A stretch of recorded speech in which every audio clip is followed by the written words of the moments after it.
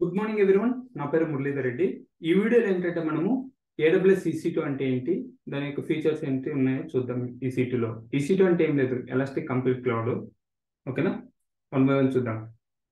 EC2 అనేది web service, ఇది AWS provide చేశారు. ఈ EC2 యూజ్ చేసుకొని మన క్లౌడ్లో మనకు కావాల్సిన ఇన్స్టెన్స్ టైప్స్ని బట్టి మన ఇన్స్టెన్సెస్ అనేవి క్రియేట్ చేసుకొని యూజ్ చేసుకోవచ్చు.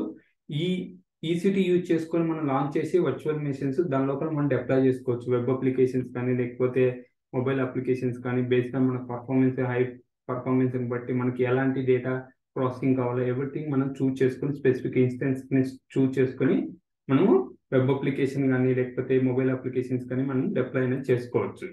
ఇక్కడ మనం కీ ఫీచర్స్ చూసుకున్నట్టయితే ఫస్ట్ థింగ్ ఏంటంటే స్కేలబిలిటీ అంటే ఏంటంటే మనం బేస్డ్ ఆన్ మన రిక్వైర్మెంట్ బట్టి ఫ్రాక్షన్ ఆఫ్ సెకండ్స్ లో మనం ఈజీగా స్కేల్ డౌన్ అని చేసుకోవచ్చు మన రిక్వైర్మెంట్ బట్టి.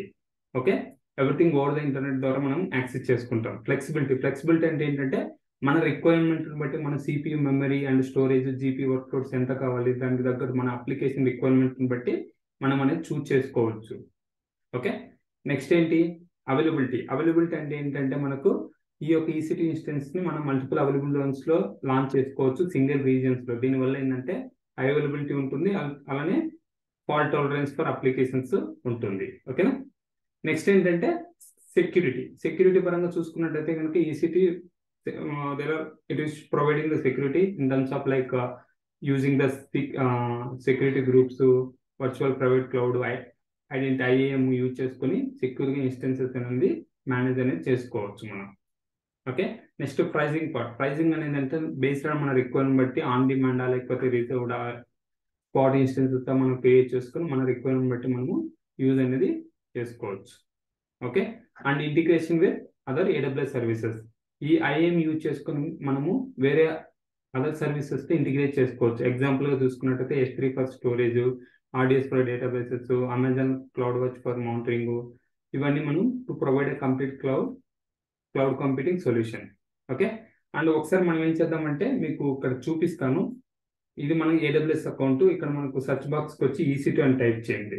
EC2 అని టైప్ చేసినప్పుడు ఇక్కడ మనకు EC2 డాష్ బోర్డ్ వస్తుంది. ఇది మనకు టోటల్గా EC2 డాష్ బోర్డ్.